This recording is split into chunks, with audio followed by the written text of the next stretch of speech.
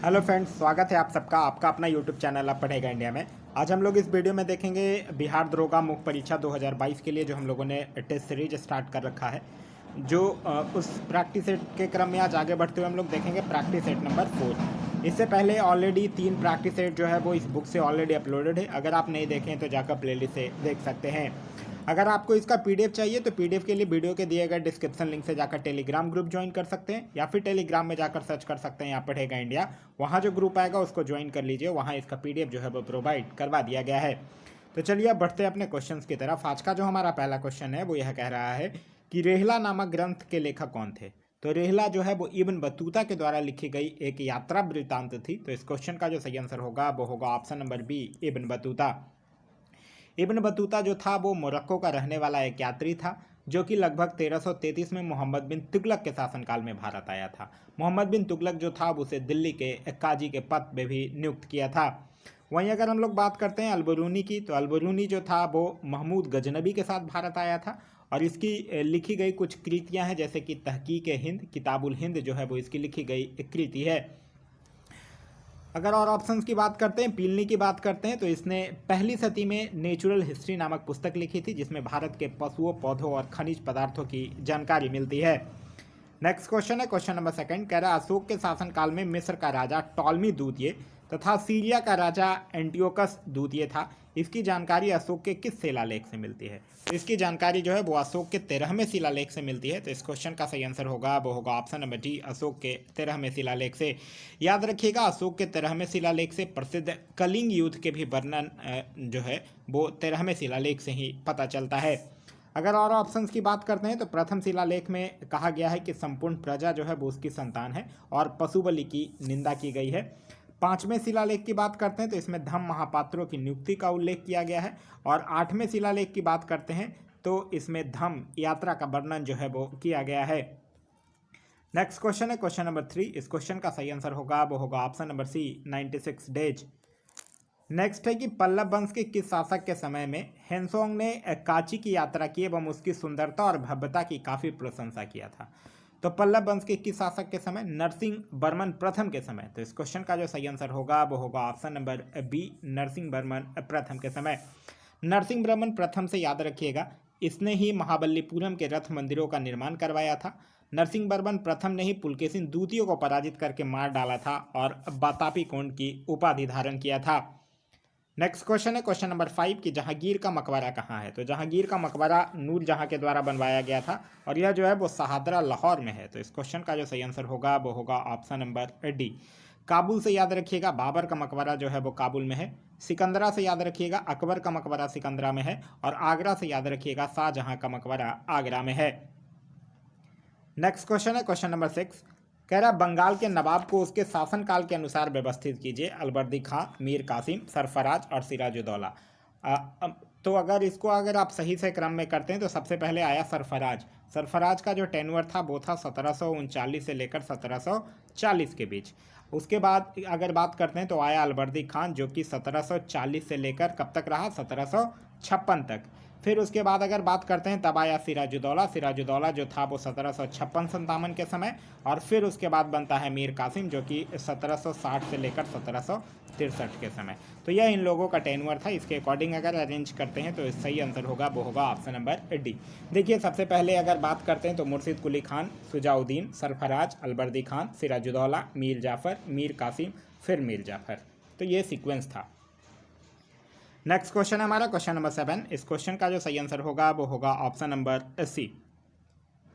Question number 8 कह रहा है कि बक्सर का युद्ध कब हुआ था। तो बक्सर का युद्ध जो है वो 22 अक्टूबर 1764 को अंग्रेजों और मीर कासिम, अवध के नवाब शुजाउद्दौला और मुगल सम्राट शाह आलम द्वितीय की संयुक्त सेनाओं के बीच हुआ था। इस युद्ध में अंग्रेज जो है वो विजय हुए थे, और अंग्रेजों का नेतृत्व जो है, मतलब जो सेनापति जो था वो हेक्टर मुनरो था।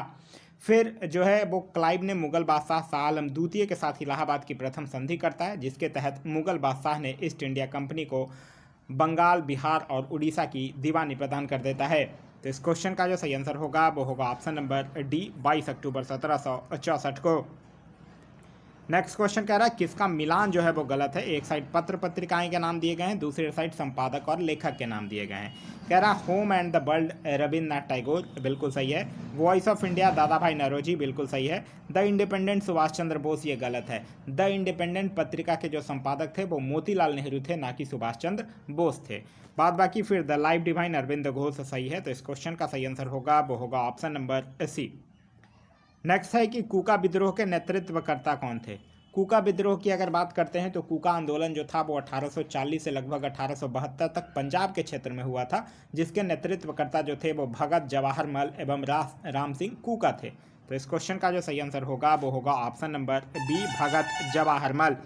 वहीं अगर और ऑप्शन की बात करते हैं तो बक्सी जंग बंधु से आप याद रख सकते हैं पाइका विद्रोह, जो 1817 से लेकर 1825 के बीच में उड़ीसा के क्षेत्र में हुआ था। वहीं अगर हम लोग बात करते हैं गोमधर कुंवर की, तो इनसे आप याद रख सकते हैं अहोम विद्रोह, जो कि असम के क्षेत्र में हुआ था, इन्हीं के नेतृत्वकर्ता में। और अगर टीपू शाह की बात करते हैं तो इनसे याद रखिएगा पागलपंथी विद्रोह, जो कि टीपू शाह के नेतृत्वकर्ता में हुआ था 1813 से लेकर 1831 तक बंगाल के क्षेत्र में। नेक्स्ट क्वेश्चन कह रहा है कि महाबोधि मंदिर परिसर जो बोधगया बिहार में है, उसको किस वर्ष यूनेस्को के विश्व विरासत सूची में शामिल किया गया था। तो इसको किया गया था 2002 में। तो इस क्वेश्चन का जो सही आंसर होगा वो होगा ऑप्शन नंबर बी, 2002 में।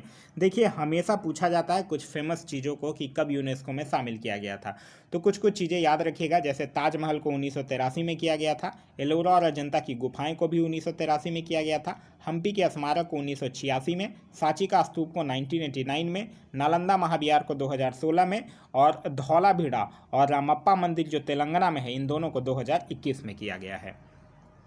नेक्स्ट क्वेश्चन हमारा क्वेश्चन नंबर 12, ये मैथ्स का क्वेश्चन है। इस क्वेश्चन का सही आंसर होगा वो होगा ऑप्शन नंबर सी, 12%। आगे है क्वेश्चन नंबर 13, कह रहा है 1858 के भारत शासन अधिनियम के संदर्भ में कौन सा कथन जो है वो सही नहीं है, यह पूछ रहा है। इस अधिनियम के तहत भारत पर शासन करने का अधिकार ईस्ट इंडिया कंपनी से लेकर ब्रिटिश क्राउन को दे दिया गया, ये बिल्कुल सही है। फिर कह रहा है इस अधिनियम के आने के बाद से भारत के गवर्नर जनरल को अब वायसराय कहा जाने लगा, ये भी बिल्कुल सही है। फिर कह रहा है इस अधिनियम के माध्यम से भारत में पहली बार विधान परिषद की स्थापना की गई, ये गलत है, क्योंकि विधान परिषद की स्थापना जो है वो 1853 का जो चार्टर एक्ट था उसी के माध्यम से भारत में पहली बार विधान परिषद की स्थापना की गई थी, ना कि 1858 के भारत शासन अधिनियम के तहत। तो इस क्वेश्चन का सही आंसर होगा वो होगा ऑप्शन नंबर सी। आगे है कि संविधान निर्माण से संबंधित कार्य समितियां तथा उसके अध्यक्षों के साथ किसका मिलान गलत है, यह पूछ रहा है। प्रांतीय संविधान समिति सरदार वल्लभ भाई पटेल, बिल्कुल सही है। संघीय संविधान समिति जवाहरलाल नेहरू, सही है। अल्पसंख्यक उप समिति एच.सी. मुखर्जी, ये भी सही है। संचालन समिति बी.आर. अम्बेडकर, ये गलत है। बी.आर. अम्बेडकर का संबंध प्रारूप समिति से था, संचालन समिति डॉक्टर राजेंद्र प्रसाद के पास था। तो इस क्वेश्चन का जो सही आंसर होगा वो होगा ऑप्शन नंबर डी। नेक्स्ट है हमारा क्वेश्चन नंबर 15, इस क्वेश्चन का सही आंसर होगा वो होगा ऑप्शन नंबर सी, 75%। आगे है कि निम्नलिखित में से किस रीट का शाब्दिक अर्थ होता है रोकना। तो रोकना शाब्दिक अर्थ होता है प्रतिषेध का। देखिए प्रतिषेध जो होता है वो सर्वोच्च न्यायालय या उच्च न्यायालय के द्वारा जो अधीनस्थ न्यायालयों या न्यायिक निकायों को अपने न्याय क्षेत्र की अधिकारिता से बाहर अगर कोई कार्य करता है उसको रोकने के लिए जारी किया जाता है। तो इस क्वेश्चन का जो सही आंसर होगा वो होगा ऑप्शन नंबर बी, प्रतिषेध। रीट आप लोगों को पता ही होगा, रीट 5 प्रकार के होते हैं, बंदी प्रतिशीकरण, परमादेश, उत्प्रेषण, अधिकार परीक्षा और प्रतिषेध। और रीट जारी कर सकता है उच्च न्यायालय भी और उच्चतम न्यायालय भी। नेक्स्ट क्वेश्चन है question number 17। Question number 17 again maths का क्वेश्चन है और इस क्वेश्चन का सही आंसर होगा वो होगा ऑप्शन नंबर सी, 30। आगे कह रहा है निम्नलिखित का सही मिलान कीजिए। कह रहा है एक समान नागरिक संहिता। एक समान नागरिक संहिता की अगर बात करते हैं तो यह अनुच्छेद 44 के साथ मैच करेगा। फिर कह रहा है पर्यावरण के संरक्षण व संवर्धन। तो पर्यावरण का संरक्षण व संवर्धन जो है वो अनुच्छेद 48 के क के साथ मैच करेगा। फिर कह रहा है राष्ट्रीय महत्व के स्मारकों, स्थानों और वस्तुओं का संरक्षण, तो यह अनुच्छेद 49 के साथ मैच करेगा। फिर है कृषि तथा पशुपालन का संगठन। कृषि तथा पशुपालन का संगठन जो है वो अनुच्छेद 48 के साथ मैच करेगा। इस तरह से इस क्वेश्चन का जो सही आंसर होगा वो होगा ऑप्शन नंबर ए। यह देखिए ये सब जो अनुच्छेद है वो राज्य के नीति निर्देशक तत्व में हमारे संविधान के भाग 4 में अनुच्छेद 36 से लेकर 51 तक वर्णित है, जो कि आयरलैंड के संविधान से लिया गया है। नेक्स्ट क्वेश्चन है क्वेश्चन नंबर 19। कह रहा है कि राष्ट्रपति का चुनाव लड़ने के लिए किसी प्रत्याशी को कम से कम कितने मतदाताओं द्वारा प्रस्तावित होना अनिवार्य है। तो देखिए, राष्ट्रपति का चुनाव लड़ने के लिए कोई भी प्रत्याशी का चुनाव है वो कम से कम 50 मतदाताओं के द्वारा प्रस्तावित और कम से कम 50 मतदाताओं के द्वारा ही अनुमोदित होना चाहिए। तो इस क्वेश्चन का जो सही आंसर होगा वो होगा ऑप्शन नंबर बी 50। ध्यान रखिएगा, राष्ट्रपति और उपराष्ट्रपति इन दोनों के निर्वाचन से संबंधित अगर कोई भी विवाद होता है तो उसका फैसला जो है वो सर्वोच्च न्यायालय के द्वारा किया जाएगा और इस संबंध में उसका निर्णय जो होगा वो अंतिम होगा। नेक्स्ट क्वेश्चन है हमारा क्वेश्चन नंबर 20। इस क्वेश्चन का जो सही आंसर होगा वो होगा ऑप्शन नंबर ए 168 रुपये। नेक्स्ट है कि निम्नलिखित प्रधानमंत्री को उसके कालानुक्रम जो है वो व्यवस्थित कीजिए। राजीव गांधी की अगर बात करते हैं तो राजीव गांधी का जो टेन्योर था वो 1984 से लेकर 89 तक था। उसके बाद अगर हम लोग बात करते हैं बीपी सिंह, तो बीपी सिंह का था 1989 से लेकर 90 तक। उसके बाद है चंद्रशेखर, इनका था 1990 से लेकर 91 तक। फिर है पीवी नरसिम्हा राव, इनका था 1991 से लेकर 1996 तक। तो ये सब सीक्वेंस में ही लिखा हुआ है। तो इस क्वेश्चन का जो सही आंसर होगा वो होगा ऑप्शन नंबर सी। फिर पीवी नरसिम्हा राव के बाद आते हैं अटल बिहारी वाजपेयी, फिर एच डी देवगौड़ा, फिर आई के गुजराल, फिर अटल बिहारी वाजपेयी, फिर मनमोहन सिंह और अभी नरेंद्र मोदी। नेक्स्ट क्वेश्चन कह रहा है कि राज्यपाल के पदावधि का उल्लेख जो है वो किस अनुच्छेद में किया गया है। तो राज्यपाल के पदावधि का उल्लेख जो है वो अनुच्छेद 156 में किया गया है। तो इस क्वेश्चन का सही आंसर होगा वो होगा ऑप्शन नंबर बी, अनुच्छेद 156 में।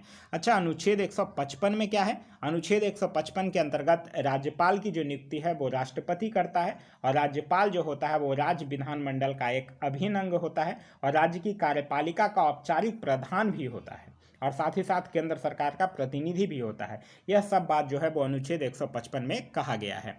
वहीं अगर बात करते हैं अनुच्छेद 158 की, तो अनुच्छेद 158 के अनुसार राज्यपाल को वह वेतन, भत्ते और विशेषाधिकार प्राप्त होंगे जो संसद विधि द्वारा निर्धारित करता है, यह कहा गया है। अनुच्छेद 200 की बात करते हैं तो अनुच्छेद 200 में कहा गया है कि जब कोई विधेयक अधिनियम बनाने के लिए राज्यपाल के सम्मुख प्रस्तुत किया जाता है तो अनुच्छेद 200 के तहत ही राज्यपाल के पास कुछ विकल्प होते हैं कि वो उसको स्वीकृत कर देता है या फिर रोक सकता है या फिर विधानमंडल को पुनः विचार के लिए भेज सकता है। तो यह सब जो होता है वो अनुच्छेद 200 के तहत ही होता है। नेक्स्ट क्वेश्चन है हमारा क्वेश्चन नंबर 23। इस क्वेश्चन का सही आंसर होगा वो होगा ऑप्शन नंबर ए 280। आगे है कि 73वां संविधान संशोधन जो है वो कब लागू हुआ था। तो 73वां संविधान संशोधन अधिनियम जो है वो 24 अप्रैल 1993 को पूरे देश में लागू हुआ था और इसीलिए इस तिथि को यानी 24 अप्रैल को राष्ट्रीय पंचायत दिवस के रूप में भी मनाया जाता है और इसी संशोधन के माध्यम से पंचायती राज को संवैधानिक दर्जा भी दिया गया था। तो इस क्वेश्चन का जो सही आंसर होगा वो होगा ऑप्शन नंबर ए 24 अप्रैल 1993 को। पंचायती राज से और 73वां संविधान संशोधन से याद रखिएगा, 73वां संविधान संशोधन के माध्यम से ही संविधान में 11वीं अनुसूची भी जोड़ी गई थी जिसमें पंचायतों के लिए 29 विषयों की सूची दी गई है। नेक्स्ट क्वेश्चन है हमारा क्वेश्चन नंबर 25।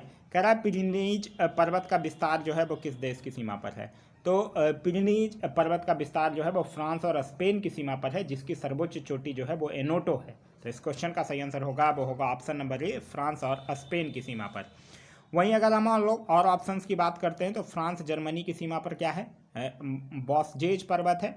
फ्रांस और इटली की सीमा की अगर बात करते हैं तो इस पे आल्प्स पर्वत है और फ्रांस और स्विट्जरलैंड की सीमा पर बात करेंगे तो इस पे जूरा पर्वत है। नेक्स्ट है क्वेश्चन नंबर 26। इस क्वेश्चन का सही आंसर होगा वो होगा ऑप्शन नंबर बी 10 लाख रुपया। आगे है कि वायुमंडल का सर्वाधिक सघन स्तर जो है वो कौन सा है। तो वो है क्षोभ मंडल। तो इस क्वेश्चन का जो सही आंसर होगा वो होगा ऑप्शन नंबर ए, क्षोभ मंडल। यह जो है वो वायुमंडल का सबसे निचली परत भी है जिसकी औसत ऊंचाई जो है वो लगभग 13 किलोमीटर है, लेकिन विषुवत रेखा पर 18 किलोमीटर और ध्रुवों पर इसकी ऊंचाई जो है वो 8 किलोमीटर होती है और प्रति 165 मीटर ऊंचाई के साथ यहाँ का जो तापमान है वो 1 डिग्री सेल्सियस जो है वो घटता जाता है। जितने भी मौसमी घटनाएं होती हैं वो इसी मंडल में घटित होती है। तो इस क्वेश्चन का जो सही आंसर होगा वो होगा ऑप्शन नंबर ए।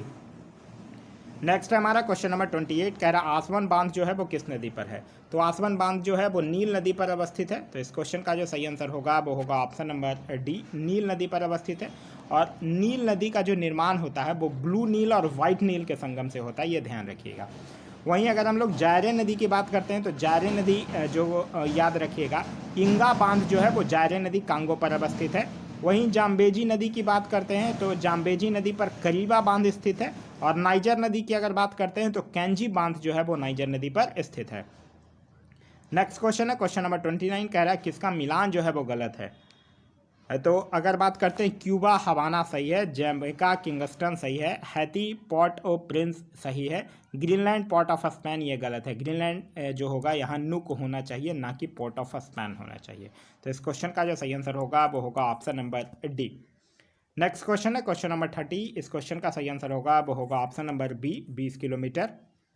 आगे है कि फ्लोरिडा जल संधि जो है वो किन्हें जोड़ती है। तो फ्लोरिडा जल संधि जो है वो यूएसए और क्यूबा के मध्य स्थित है, और यह जो है वो मैक्सिको की खाड़ी और अटलांटिक महासागर को आपस में जोड़ती है। तो इस क्वेश्चन का सही आंसर होगा वो होगा ऑप्शन नंबर सी, मैक्सिको की खाड़ी एवं अटलांटिक महासागर को।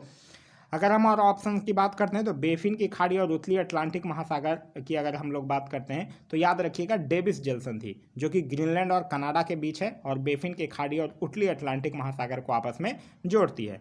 प्रशांत एवं दक्षिण अटलांटिक महासागर की अगर बात करते हैं तो याद रखिएगा मैगलन जल संधि, जो कि प्रशांत और दक्षिण अटलांटिक महासागर के मध्य स्थित है। अगर बात करते हैं दक्षिणी चीन सागर एवं पूर्वी चीन सागर का, तब याद रखिएगा फॉर्मोसा जल संधि, जो कि चीन और ताइवान के मध्य स्थित है और दक्षिणी चीन सागर और पूर्वी चीन सागर को आपस में जोड़ती है। नेक्स्ट क्वेश्चन हमारा क्वेश्चन नंबर 32। क्वेश्चन नंबर 32 कह रहा है कि किशनगंगा, पोहरू, नल्लाह, सिंध जो है वो किसकी सहायक नदियां हैं। तो ये सब जो है वो झेलम की सहायक नदियां हैं। तो इस क्वेश्चन का सही आंसर होगा वो होगा ऑप्शन नंबर बी, झेलम की सहायक नदियां हैं। एक चीज़ याद रखिएगा, झेलम नदी जो है वो बेरीनाग झरने से निकलती है और यह बुलर झील से होकर बहती है और फिर जाके पाकिस्तान में यह चिनाब से मिल जाती है। नेक्स्ट क्वेश्चन है क्वेश्चन नंबर 33। इस क्वेश्चन का जो सही आंसर होगा वो होगा ऑप्शन नंबर ए 3/5। आगे कह रहा है कि किसका मिलान जो है वो गलत है। एक साइड झील है, दूसरे साइड राज्य दिए गए हैं। मानसी गंगा उत्तराखंड, यही गलत है। देखिए मानसी गंगा हो गया, रामगढ़ ताल हो गया, मोती झील हो गया, बेला सागर हो गया, बरुआ सागर हो गया, यह सब जो है वो उत्तर प्रदेश में है, तो यही गलत है। तो इस क्वेश्चन का सही आंसर होगा वो होगा ऑप्शन नंबर ए। बाद बाकी लोअर लेक मध्य प्रदेश सही है, सलीम अली सरोवर महाराष्ट्र सही है, और बेम्बरनाथ केरल ये भी सही है। तो इस क्वेश्चन का सही आंसर होगा वो होगा ऑप्शन नंबर ए।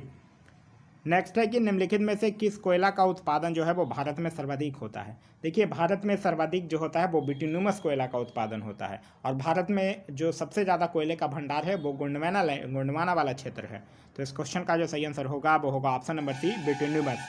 ध्यान रखिएगा बिटुमिनस में 75 से 90% तक का कार्बन पाया जाता है, और अगर बात हम लोग पिट की करते हैं तो इसमें कार्बन प्रतिशत जो है वो 50% से कम होता है। इसको सबसे निम्न कोटि का कोयला माना जाता है।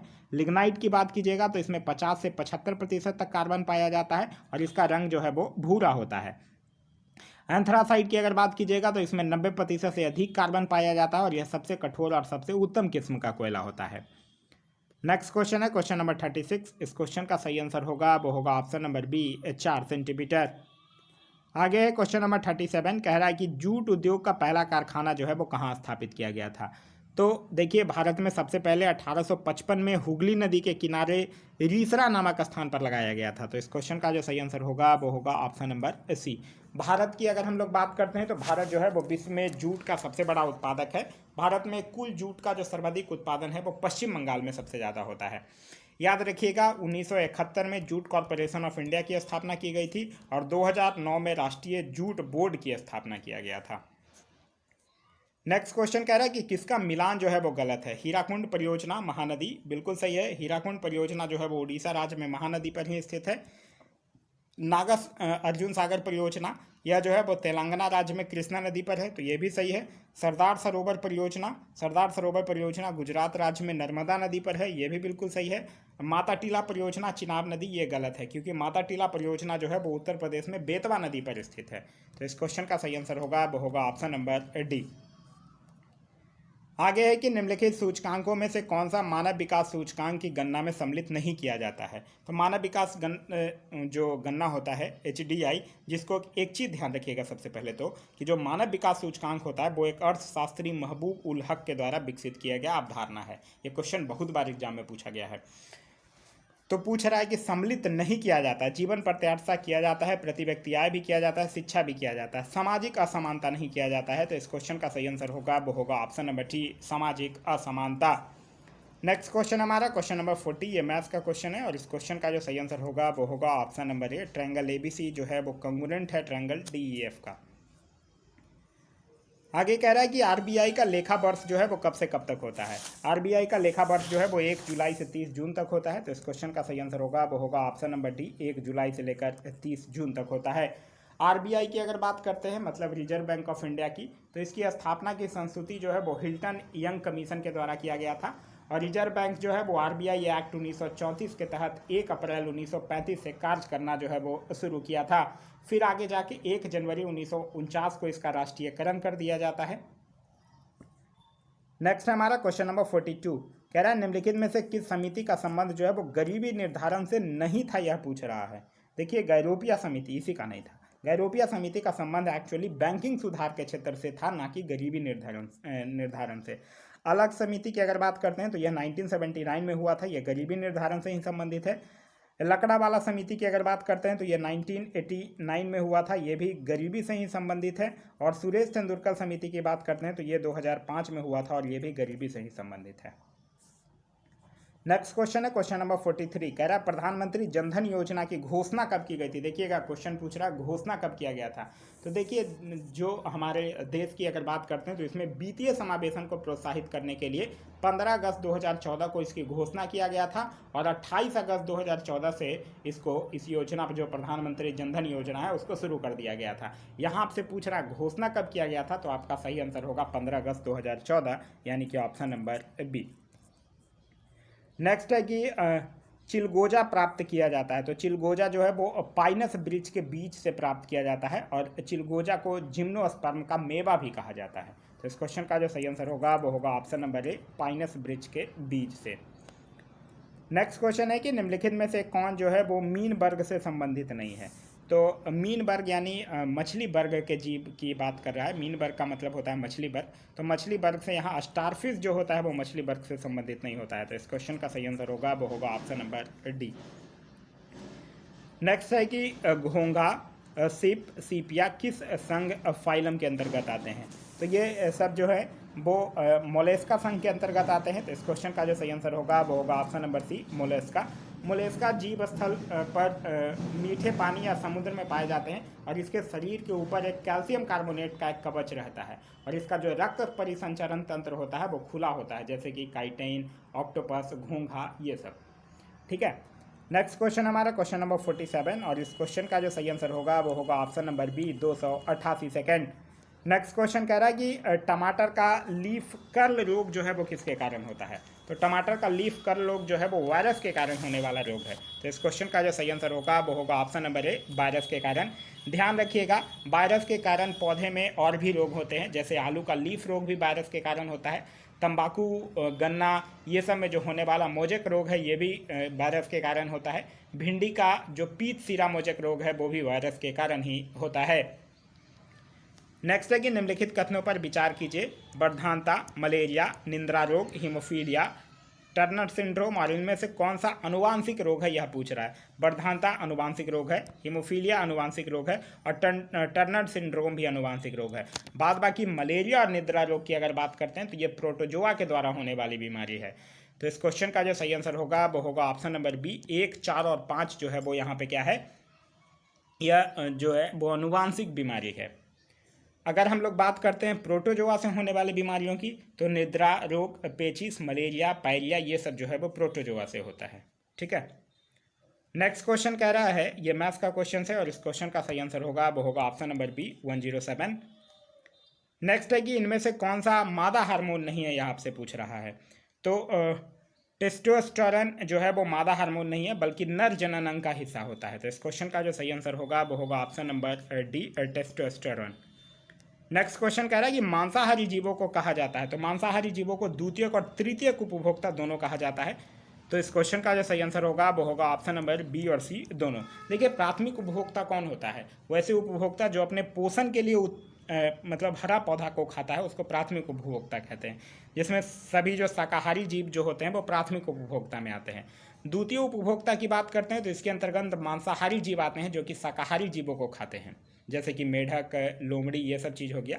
और तृतीयक उपभोक्ता की बात कीजिएगा तो वैसा जंतु जो भोजन के लिए शाकाहारी और मांसाहारी दोनों जंतुओं को खाता है उसको तृतीयक उपभोक्ता कहते हैं। जैसे कि बाघ, सिंह, गिद्ध, ये सब जो है वो तृतीयक उपभोक्ता होता है, जिसको कि हम लोग सर्वोच्च उपभोक्ता भी कहते हैं, क्योंकि इनको फिर कोई अन्य जीव जो है वो नहीं खाता है। नेक्स्ट क्वेश्चन है क्वेश्चन नंबर 53। इस क्वेश्चन का जो सही आंसर होगा वो होगा ऑप्शन नंबर सी 39। आगे है कि आहार श्रृंखला के विभिन्न स्तरों को क्या कहा जाता है। तो आहार श्रृंखला यानी फूड चेन के विभिन्न स्तरों को क्या कहा जाता है, पोषी स्तर कहा जाता है। तो इस क्वेश्चन का सही आंसर होगा वो होगा ऑप्शन नंबर सी, पोषी स्तर जो है वो कहा जाता है। नेक्स्ट क्वेश्चन कह रहा है कि इनमें से किसे कृत्रिम मधुरक कहते हैं। अच्छा, कृत्रिम मधुरक होता क्या है। तो कृत्रिम मधुरक वैसा होता है जो कैलोरी को बढ़ाता है, जैसे, और इसीलिए बहुत से लोग जो है वो कृत्रिम मधुरक का ही प्रयोग करना जो है वो पसंद भी करते हैं। तो सैकरीन, एस्पार्टोम और एलिटेम, ये सब जो है वो कृत्रिम मधुरक है। तो इस क्वेश्चन का जो सही आंसर होगा वो होगा option number D. Next question कह रहा है कि वर्धानता के लिए वर्धानता को किस लेंस से दूर किया जा सकता है। तो देखिए, वर्धानता को किसी भी लेंस से दूर नहीं किया जा सकता, क्योंकि यह अनुवांशिक रोग है। नेत्र के रेटिना में अगर लाल रंग और हरे रंग की पहचान करने वाली जो शंकु कोशिका होती है वो अगर प्रेजेंट नहीं होता है, मतलब उपस्थित नहीं होता है, तो ऐसे नेत्र जो है वो लाल और हरे रंग का पहचान नहीं कर पाते हैं, और इसी दोष को वर्धानता कहा जाता है। तो इस क्वेश्चन का जो सही आंसर होगा वो होगा ऑप्शन नंबर डी। ध्यान रखिएगा, वर्धानता जिनको होता है उन व्यक्ति को कभी भी ड्राइविंग लाइसेंस जो है वो इशू नहीं किया जाता है। नेक्स्ट क्वेश्चन हमारा क्वेश्चन नंबर 58। इस क्वेश्चन का जो सही आंसर होगा वो होगा ऑप्शन नंबर ए। आगे कह रहा है कि विद्युत बल्ब के तंतु के निर्माण में टंगस्टन का प्रयोग होता है, क्योंकि इसका। तो विद्युत बल्ब के तंतु में के निर्माण में टंगस्टन का प्रयोग होता है क्योंकि इसका जो गलनांक होता है वो उच्च होता है, और फिर बल्ब में का जो फिलामेंट होता है वो टंगस्टन का बना होता है, और इसका गलनांक जो है वो लगभग मतलब 3300-3400 डिग्री के आसपास होता है, जिसके कारण यह जो है वो पिघलता नहीं है। और बल्ब के भीतर जो वैक्यूम वाला स्थान होता है उस पर अक्रिय कोई भी इनर्ट गैस, आर्गन या भर दिया जाता है, ताकि उच्च ताप पर भी टंगस्टन का जो है वो ऑक्सीकरण जो है वो नहीं हो पाए। तो इस क्वेश्चन का जो सही आंसर होगा वो होगा ऑप्शन नंबर बी, उच्च गलनांक होता है। नेक्स्ट क्वेश्चन कह रहा है कि भारतीय गन्ना शोध संस्थान जो है वो कहाँ स्थित है। तो भारतीय गन्ना शोध संस्थान जो है वो लखनऊ में स्थित है। तो इस क्वेश्चन का सही आंसर होगा वो होगा ऑप्शन नंबर ए, लखनऊ में। वहीं अगर महाराष्ट्र से याद रख सकते हैं, कपास अनुसंधान संस्थान जो है वो मुंबई में स्थित है। कोलकाता से याद रख सकते हैं, भारतीय वनस्पति सर्वेक्षण संस्थान कोलकाता में स्थित है। और देहरादून से याद रख सकते हैं, वन शोध संस्थान जो है वो देहरादून में स्थित है। नेक्स्ट है कि सोलेनाम ट्यूबोरसम किस वनस्पति का वैज्ञानिक नाम है। तो यह जो है वो आलू का वैज्ञानिक नाम है। तो इस क्वेश्चन का सही आंसर होगा वो होगा ऑप्शन नंबर डी, आलू।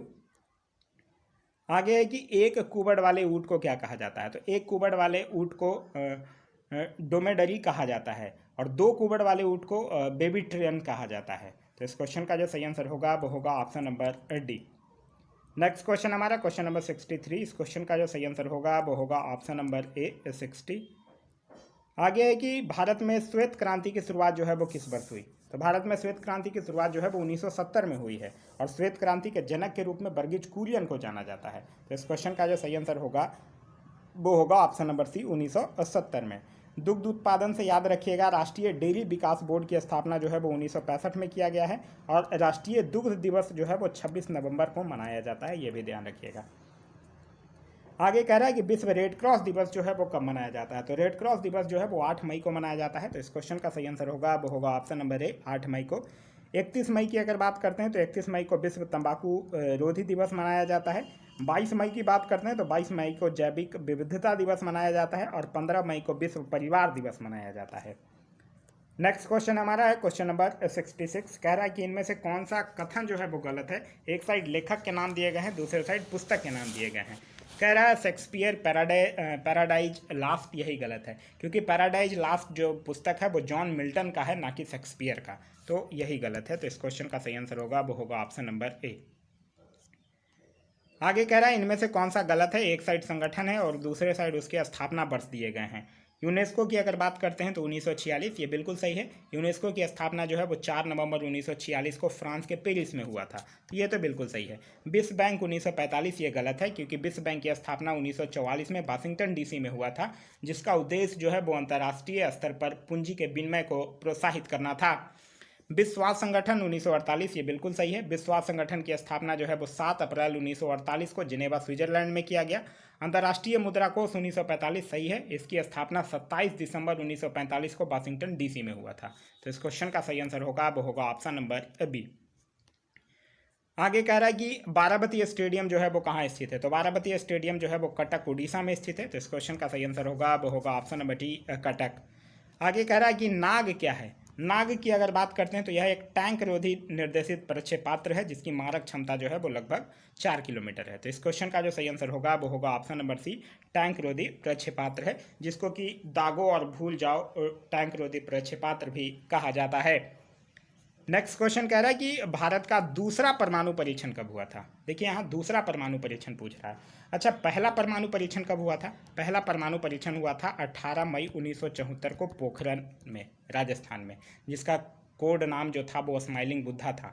और ठीक इसके 24 वर्ष के बाद दूसरा हुआ था 1998 में, जिसको कि शक्ति 98 नाम दिया गया था। तो इस क्वेश्चन का जो सही आंसर होगा वो होगा ऑप्शन नंबर ए, 13 मई 1998 में हुआ था भारत का दूसरा परमाणु परीक्षण।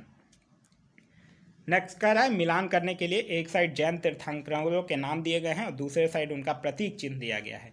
ऋषभ देव की बात करते हैं तो ये प्रथम जैन तीर्थंकर थे जिनका प्रतीक चिन्ह जो था वो 60 था। अरिष्ट नेमी की बात करते हैं तो ये 22वें जैन तीर्थंकर थे और इनका प्रतीक चिन्ह शंख था।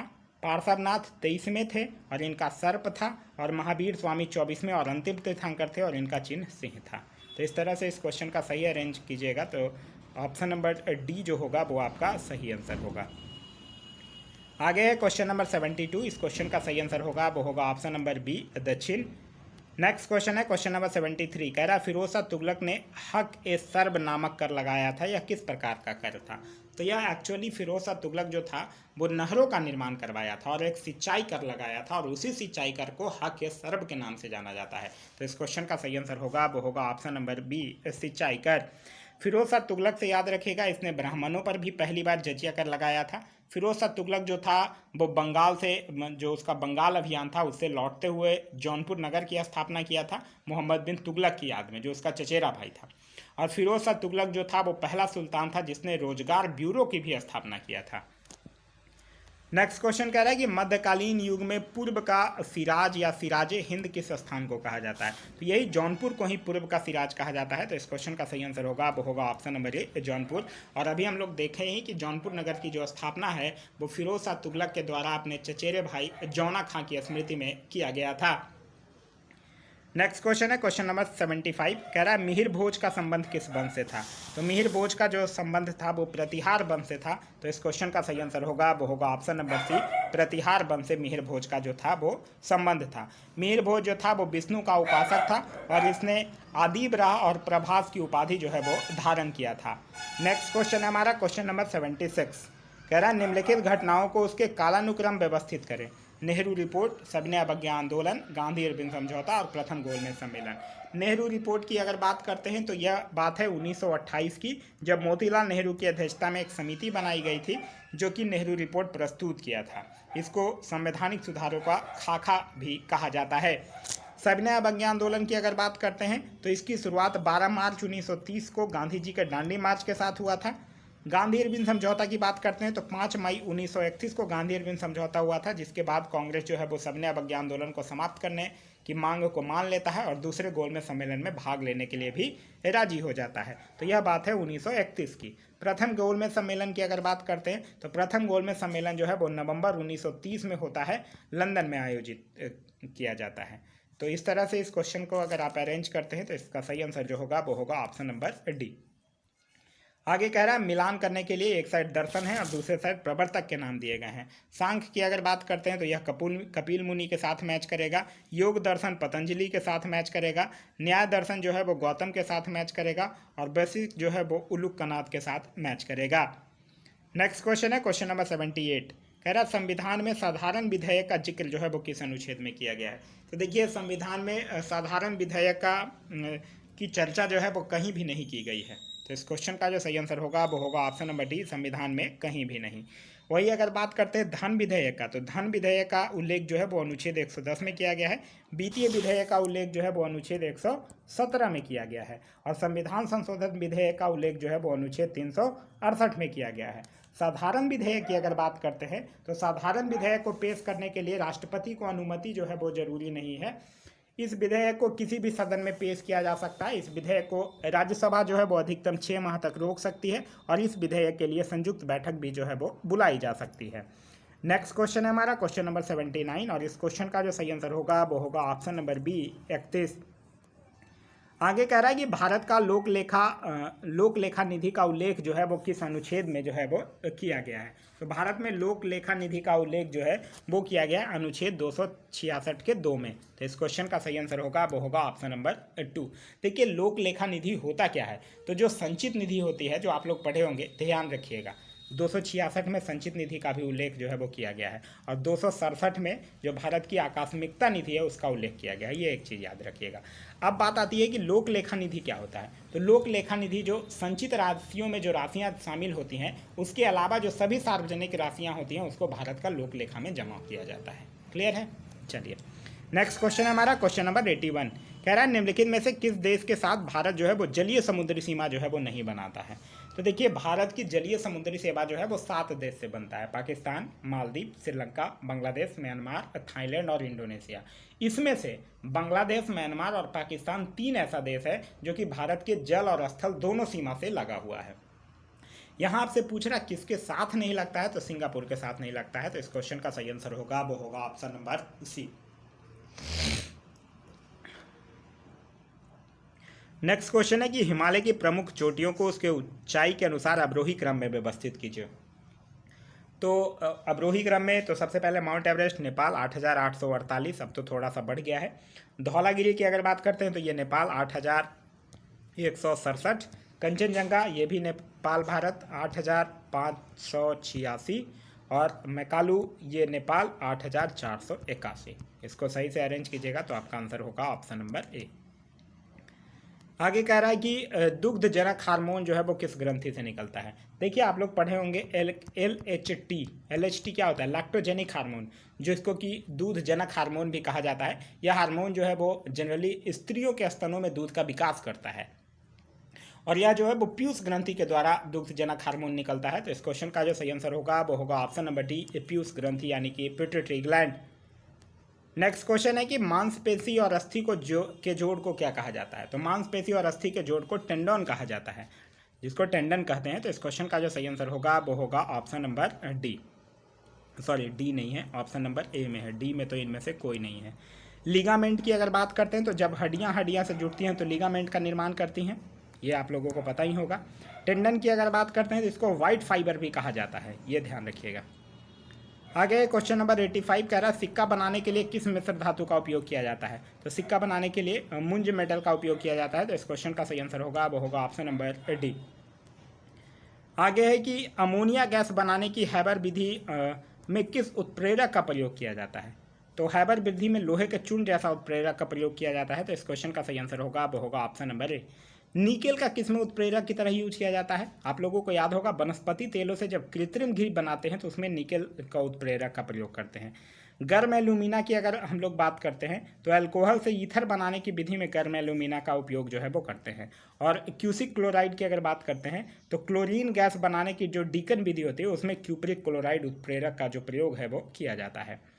नेक्स्ट क्वेश्चन है हमारा क्वेश्चन नंबर 87 कह रहा है कौन सा इलेक्ट्रॉनिक विन्यास क्षार धातु का होता है। क्षार धातु यानी कि अल्कली मेटल, जिसकी की संयोजकता कितनी होती है, 1 होती है। यानी इस क्वेश्चन का जो सही आंसर होगा वो होगा ऑप्शन नंबर सी। आगे निम्न में से कौन सा कथन जो है वो गलत है। एक साइड धातु है, दूसरे साइड यस्क के नाम दिए गए हैं। कह रहा है कि कौन सा कथन जो है वो गलत है, आपसे पूछ रहा है। सोडियम चिली सॉल्ट पीटल ये सही है। एंटीमनी कैसीटेराइट ये गलत है। एंटीनमी का यस्क जो है वो स्टीबनाइट कहलाता है और कैसीटेराइट जो होता है वो टीन का यस्क होता है। तो इस क्वेश्चन का सही आंसर होगा वो होगा option number B. Next question है क्वेश्चन नंबर 89। इस क्वेश्चन का सही आंसर होगा वो होगा ऑप्शन नंबर डी। आगे कह रहा है कि सेलिनोलॉजी में किसका अध्ययन किया जाता है। तो चंद्रमा के अध्ययन को सेलिनोलॉजी कहा जाता है। तो इस क्वेश्चन का सही आंसर होगा वो होगा ऑप्शन नंबर ए, चंद्रमा का। समय के मापन के अध्ययन को हॉरोलॉजी कहा जाता है। शरीर की भाषा के अध्ययन को काइथनेस्टिक्स कहा जाता है और शिलालेख के अध्ययन को एपिग्राफी कहा जाता है। नेक्स्ट क्वेश्चन है क्वेश्चन नंबर 91 कह रहा है थर्मोकपल ताप वैद्युत युग में ऊर्जा का रूपांतरण जो है वो कैसा होता है। तो ऊर्जा का रूपांतरण जो है इसमें कैसा होता है? ऊष्मा ऊर्जा का विद्युत ऊर्जा में होता है। तो इस क्वेश्चन का जो सही आंसर होगा वो होगा ऑप्शन नंबर सी, ऊष्मा ऊर्जा का विद्युत ऊर्जा में। नेक्स्ट क्वेश्चन कह रहा है कि दक्षिण एशियाई क्षेत्रीय सहयोग संघ सार्क का मुख्यालय जो है वो कहाँ है? सार्क का मतलब होता है the south Asian association for regional corporation, जिसका मुख्यालय जो है वो काठमांडू में है। तो इस क्वेश्चन का सही आंसर होगा वो होगा ऑप्शन नंबर सी, काठमांडू में है। और इसकी स्थापना जो है वो 1985 में किया गया था और पहला शिखर सम्मेलन जो है वो 1985 में ढाका में हुआ था। इसके 8 सदस्य देश हैं, मालदीव, श्रीलंका, भारत, पाकिस्तान, नेपाल, अफगानिस्तान, भूटान और बांग्लादेश। आगे है कि निम्नलिखित में से कौन सा कथन गलत है? हॉकी रोवर्स कप, यही गलत है क्योंकि रोवर्स कप जो है वो हॉकी से नहीं बल्कि फुटबॉल से संबंधित है। बैडमिंटन नारंग कप, ये सही है। गोल्फ राइडर कप सही है। टेबल टेनिस रामानुज ट्रॉफी, ये भी सही है।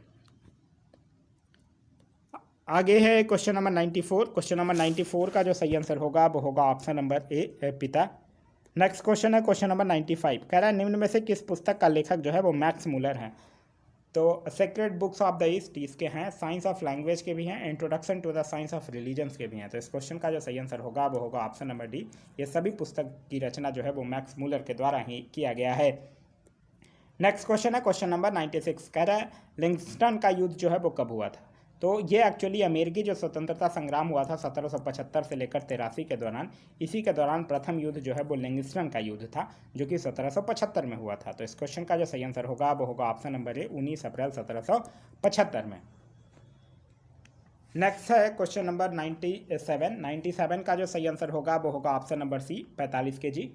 क्वेश्चन नंबर 98 का सही आंसर होगा ऑप्शन नंबर सी, 4160 रुपये।